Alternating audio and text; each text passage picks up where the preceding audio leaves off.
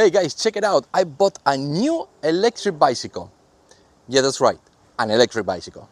Look, it even has pedals. No idea how new managed to get this into an electric bicycle category, but I'm glad they did. So what this means is that I can now ride something that somehow resembles an electric motorcycle or proper electric scooter in a city where motorcycles are completely banned.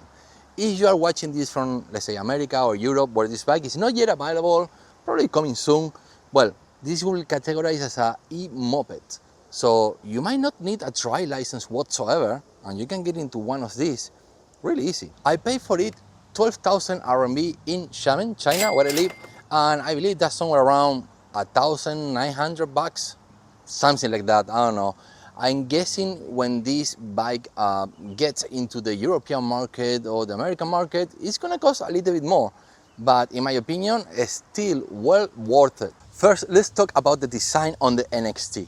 It kind of looks like a Vespa, but a bit more boxy. It's basically like a Minecraft Vespa. Even so, it's kind of boxy and it retains that classic look. It still looks like high tech. When I sit on it, you can see that I can sit very comfortably. Even so, I'm 5'9", 181 centimeters tall, and 230 pounds. I'm not a big guy. I'm a relatively big rider. And you can see that I'm still, pretty good geometry on this bike. The only complaint I have is that the footrest is a little bit too high and too small. I can barely put my feet in here. If I want to put a backpack here hang it from the hook, well, there is no more space to put my feet, and it's not very comfortable in that regard. But I can put my foot here on the pedals, and that is actually very comfortable as long as I'm riding just by myself. If I'm taking a passenger, you can see the footrest of the passenger, which it have a kind of cool design. You just tap it and it opens, but you can see how close it is from my foot. It's basically touching my foot. So if another person put their foot there, they put the foot here, I cannot put my foot here. Even if I put it here, you can see how the space is very small. And when I at a stop, at a traffic light or whatever, and I have to kind of walk, I move forward and the passenger feet will eventually hit my leg. That's not good. That's a pretty major flaw in the design for this bike. When it comes to the riding experience, the bike feels very smooth. The acceleration is smooth, but it's still quite powerful. We have different modes. We have also a lot of systems to protect you, basically for safety.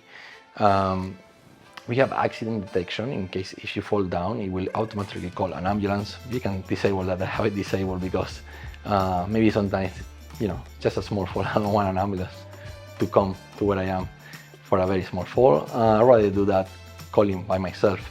And then we also have BDS, we have regenerative braking, ABS for better braking, we have TCS, which is traction control, and there look like so many acronyms here that I don't even know what they are, but yeah, basically this bike is just very, very safe. Also, the suspension is actually very good. I mean, it was designed to be a bike to be ride on the city, but even so, I ride in some basically off-roads. I took it to the beach, I ride on grass, and I ride on some off-roads, on some trails, and the bike is actually quite good. The riding position is kind of like okay, so the handlebar feels really good, but the space for my legs, like I mentioned before, is not that great. It could be a little bit bigger. And if you have a companion sitting on the back, well, one of the two is going to feel a little bit uncomfortable on the area where you put the feet, because that particular area is a little bit crowded.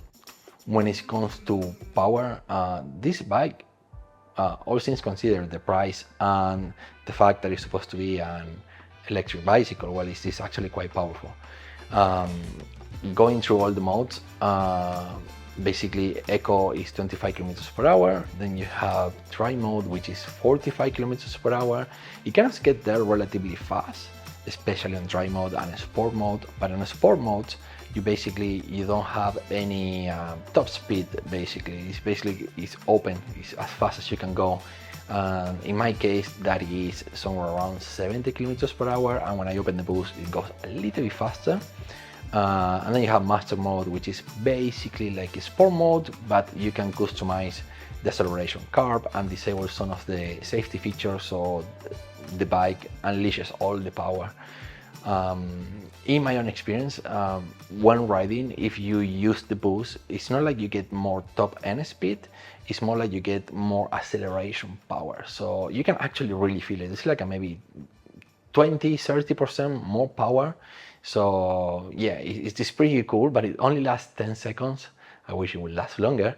And I guess the reason it only lasts 10 seconds is because it uses a lot of battery. So you can really shorten your range by using the boost.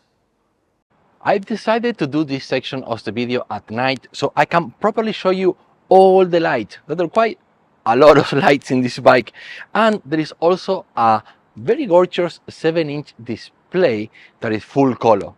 But before I do that, I want to show you how you can start this bike. And even though there is a key, this is going to be the first time that I'm going to use it, just to show you in this video. The actual key is an NSC card that is very slim. You swipe it and that's it, the bike is on. You can swipe it again to switch it off. Now the physical key is for emergency cases, in case the battery it's totally flat, no battery at all, and you can still open the seat and access the battery itself. Even so, having an NSC card is actually really cool. Way better than having to use a physical key. That is so yesterday. You can put that NSC card in your wallet, but there are even better ways to start your bike. For example, you can just use Siri, and you don't even need to use your phone for that. If you have an Apple Watch, well, just use your watch. Ready to ride. It takes a couple of seconds. Now it's syncing.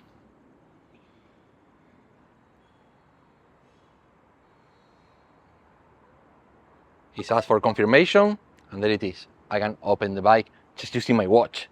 So let's say if I'm already walking towards the bike, I already know I'm gonna get on the bike, I can just do that process before I even get on the bike. But the actual way I normally use for me to start and end the rides is basically nothing. Because the bike knows when I'm sitting on it, and it connects automatically with Bluetooth with my phone. And then when it knows it's me, for example, if I borrow the phone to someone else, well, it will still think it's me.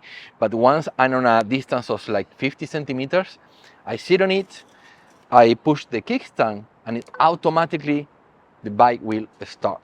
And when I'm done riding, all I have to do is just push the kickstand down, the bike will automatically into parking mode, comes 3, 2, 1, 0, off.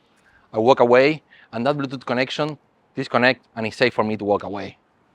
Okay, so this is a 7-inch full color display that is only 1 inch shy of a mini iPad. And I put a protection here in case it rains, but they told me that they have certain water resistance, so it's not much that you need to worry about. We have the time, light indicator, the power. We have this little light here that I'll explain to you in a moment what they do. This is the driving mode. Sadly, it is at the moment only available in Chinese. You cannot switch the language into English, which is quite unfortunate, but it's pretty self-explanatory. This is the range. This is the battery percentage, the date and the day. So that in Chinese means Xin Qi Sang, which means it's Wednesday. And this is the odometer, so the total amount of kilometers that I have done on it. And we even have the temperature because it have a cellular connection. Basically, you have 4G or 3G or I don't know, you have internet. For that system, you gotta pay. The first year is for free, but then you pay something like 60 RMB a year, which is something like, I don't know, $8. It's pretty affordable. Then we have here the crown. You can see it right there. And what it does is switches into different modes that you can have. The first one is like this tracking mode in which it tells you where you've been and where you're going. Then we have here statistics in which it shows you the time, the kilometers, the battery percentage. I mean, it's a little bit redundant, but kind of nice to have it. This is battery information, such as battery temperature, the amps, and the voltage. This one is when it's connected to the phone app. You can put a location, and it basically you can see the navigation directions turn by turn on here on the screen itself. So you don't really need to use the phone. I put a phone holder, so I like to use it, and because also sometimes I like to listen to music using my Ray-Ban Meta, which are open ear speaker, so it's safe. So sometimes I will have the music here and the navigation here, and everything works flawless. Now here we have the music in case you want to have the GPS in your phone, but then take a look at which song is playing in here. Lamentably, you cannot change songs or put the volume up or down. And then we have the phone caller ID. So it just tells you who is calling, or the number, or the caller ID name. Okay, this is something that you need to buy an accessory, is to check the pressure on your tires. I didn't bought it, even so I wanted to, but the new store manager told me that it was very inaccurate, and that's the reason why I didn't bought it. I didn't want to buy something that is not gonna work. What's the point? And then we have a timer. This is pretty simple. You tap there, start counting time, regardless of if you're riding or not. Okay, let's get out of this, and I go back into nothing, and what it does is just show me like a bigger display for the speed. Okay, so now we have different modes. I'm gonna go to the first mode, which is rainy mode. In here, basically the bike becomes pretty slow, but it's also being very careful that the wheels don't spin and you lose control. So it's like a very safe mode, but it's also very slow. Sorry, let's go back there. Okay, then we have eco mode. In here, the bike is not only slow, it's also locked to top speed of 25 kilometers per hour. Now, if you buy this bike and you want to have it basically still going as an electric bicycle, that's the only mode you're going to get, 25 kilometers per hour. Then we have drive. In here, you can go up to 45 kilometers per hour. This is my favorite mode when I'm driving on traffic jam, because the acceleration is a little bit smoother, so it's not so reactive, not so sensitive. So I can go in traffic more easily, and the top speed of 45 kilometers per hour is more than enough in case scenarios in which, well, there is a lot of traffic jam, a lot of people on the road. This is a sport mode, and this is the second favorite mode I have. It is actually quite snappy. I mean, you hit the gas, but not the gas, but you hit the accelerator. I can hit it now because it's on parking mode. And it's pretty good. And basically, the top speed is whatever it can go, which I managed to get it up to 66 kilometers per hour on a flat road, no wind, with somewhere around 30 degrees Celsius. Then we have master mode, and what's interesting in here is that you can configure quite a few scenes. And in this particular mode, you can have it especially with some of the systems like ABS. There are some other systems that you can actually disable, like TCS and RCW, BSD. Some of them I don't even know what they mean. But by disabling this, you make sure that you get full power through the whole acceleration process. But there is a little trick here. I'm gonna go out of parking mode by lifting up the kickstand, and now you can see the lights change color. And I'm gonna let the lights change color again, because there is something called launch mode. You can hold the brake, hold the accelerator all the way, and there is a little trigger here on the right hand. I tap that, and that put it on launch mode. Basically what it does is it's kind of like an extra boost of power. It's like a 25, maybe 30% more power. I can really feel it. I'm gonna let go of that, and eventually it's gonna go away. I don't want to do that. But if I accelerate, all the lights will go red and start blinking, letting me know that the boost mode is active. You can also activate that boost mode at any time, but it would only last somewhere around like 10 seconds. To be able to touch it again, you need to wait somewhere around like 15-20 seconds. It is kind of cool, and the reason the bike doesn't go full power all the time is because it's consumed a lot of battery. So there are days in which I use this boost mode all the time, and the range is maybe half, maybe less. So it really takes a hit on the range. Talking about range, we have a battery that is 48 volts, 56 amp. So this is the NXT Ultra. It's the most expensive model you can buy from the NXT. I think there are like 2 or 3 of them. I just went out and bought what I believe is the best, the most expensive one. That battery is capable of giving you decent range, but not anywhere close to what NIU claims on their website. So they claim somewhere around 170 kilometers, but I can assure you there is no possible way in which you can get that range. So realistically speaking, I got somewhere around maybe 80 riding pretty much all the way in sport mode and constantly hitting the boost mode trigger. But I guess if I ride a lot longer periods of time on dry mode or eco mode, I could possibly get somewhere to like a little bit over 100 kilometers of range. Let me show you some of the cool lighting on this bike. So obviously we have the full color display, but there is a little light here. That's where you swap your NSC car. All the buttons are light, including the crown here. And the cool thing about it, I cannot show you now because I need to be riding for this, is that there are two indicators here, and these are very subtle. You cannot even see them now if they're not light up. And there are also lights on the mirrors. That's because we have radar here.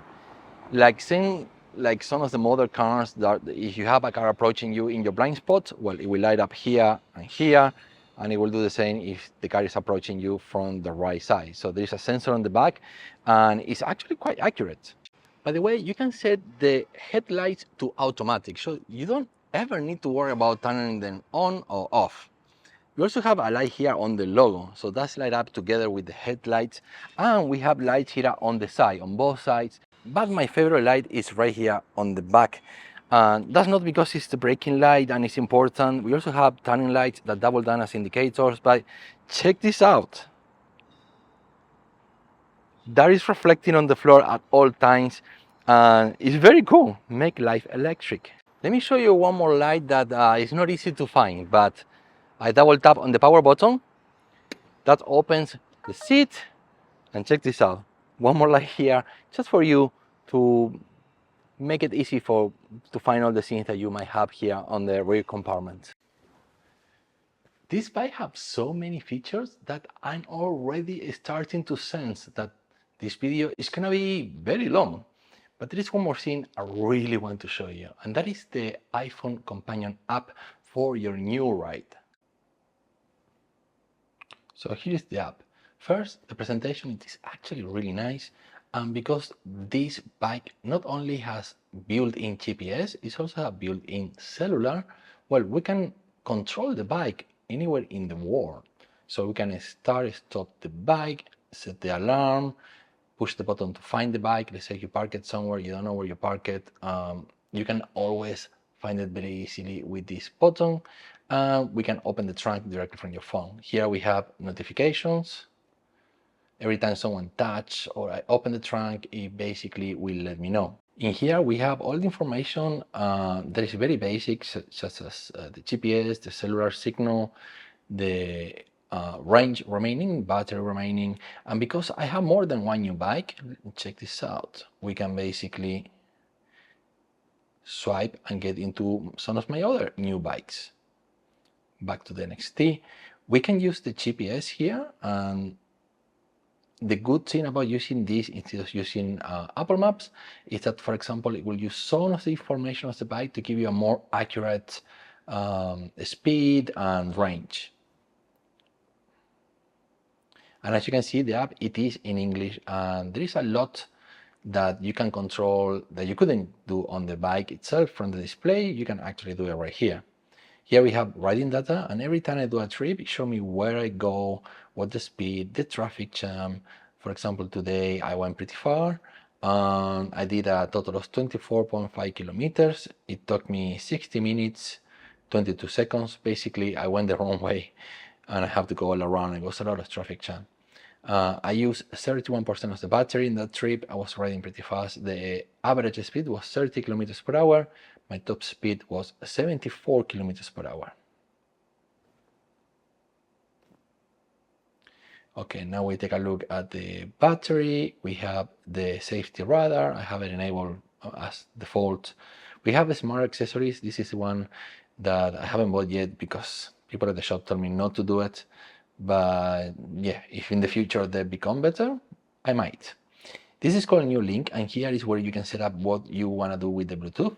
By the way, I think I forgot to mention, this bike have speakers, so you can even play music through the bike speakers, but the speakers are so weak that, yeah, it's not really something you want to do. You can here go into settings. So I have set the Bluetooth detection, so the bike basically starts by itself, but I have set it to very near. I can set it to far, but because I live in a big city, I don't want to do that for safety reasons. Sound effects, you can change the sound effects like when the bike starts, stop, and the turning lights. And if, for example, it's your birthday, it will give you a custom sound effect. That's kind of cool. Basically, your bike has the ability to tell you, hey, happy birthday. Now, here you can customize your ride.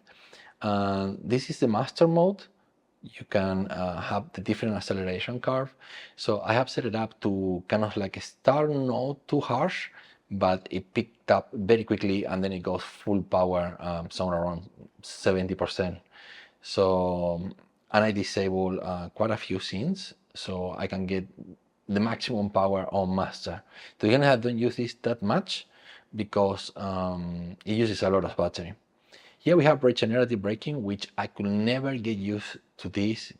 When I have my electric car, it was the same. It's like, I don't feel great using regenerative braking, even on a standard and strong even more, because basically when you let go of the throttle, the bike starts braking. I don't know, I just don't feel comfortable with that. Here we can have the safety speed limit. If you may be riding in an area where you're not supposed to have your bike fully power, fully unlocked, you can have this app, and if a policeman will check your bike, well, it will only go up to 25 kilometers per hour. Here is the side stand sensing. So once you pick up the side stand, the bike will start automatically. And when you bring it down, it goes into parking and eventually it switches off. Auto steering lock, this is another one that is very cool. So when you turn off your bike, if you put the steering all the way, the handlebar all the way to the left, it will automatically lock. Auto headlights, always on. This is just, it's so effective. It's really good. If you go through a tunnel, it's just automatically on. Get off the tunnel, automatically off. Just very cool. Okay, auto hold. So this is, I seen is to set the cruising speed. So if you go at certain speed and you keep in that speed for a long time, it will automatically go into cruise control till you accelerate or brake. I feel I'm not ready for that yet. Then you have driving mode memory. So when you turn off your bike, you want the bike to remember that settings next time you turn on the bike again. Well, that's how it on, obviously. And this is assisted reverse. So you can press and hold a button and it will automatically reverse. The speed is very, very slow. Basically, it's the same like if you're pushing with your legs, but obviously in some situations in which you are on a very steep hill and you cannot move the bike back, or for some reason, maybe your legs, I don't know, you feel too tired or something, well, you have a button for assisted parking. Then we have ABS, obviously I have that on for safety reasons, traction control system on, and the Ultra Boost, and yeah, this is a must-have. It's very cool. It consumes a lot of battery, but it really gives you a boost of like 20-30% just for a few seconds. Okay, let's go back here, and here we have security.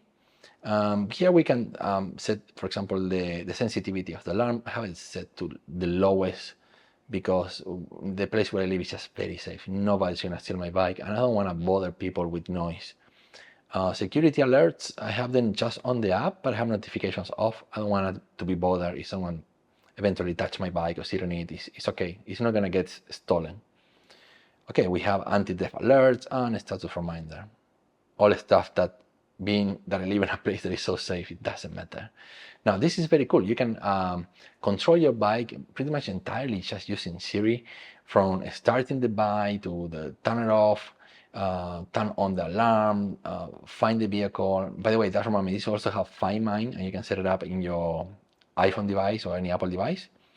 You can check the battery status, just like saying, hey, I'm not gonna say that because it's gonna activate Siri, but you can just say, hey, Siri, and then ask how much battery is left, and it will tell you. You don't even need to be near the bike. It's constantly connected. And yeah, this is experimental site. Accident detection. So for example, if you fall down, it will automatically call some number like an ambulance or someone that really care about you to come and take care of you, for example. This is the auto cruise. This is the one I told you that it will, if you hold the speed for too long, you don't need to push any button, it will automatically go into cruise mode. Okay, as you can see, there is a lot in this app. Okay guys, so in conclusion, the new NXT, it is basically the best electric bicycle you can buy. I mean, jokes aside, it's not really an electric bicycle, it is a moped, basically an electric motorcycle, that it makes the basic can to be categorized as an electric bicycle for people to ride it without the need of a trial license. Honestly, I'm blown away with all the technology that they pack into this bike. I really like it and I really enjoy it.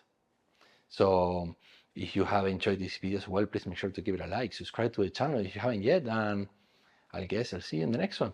Adios amigos.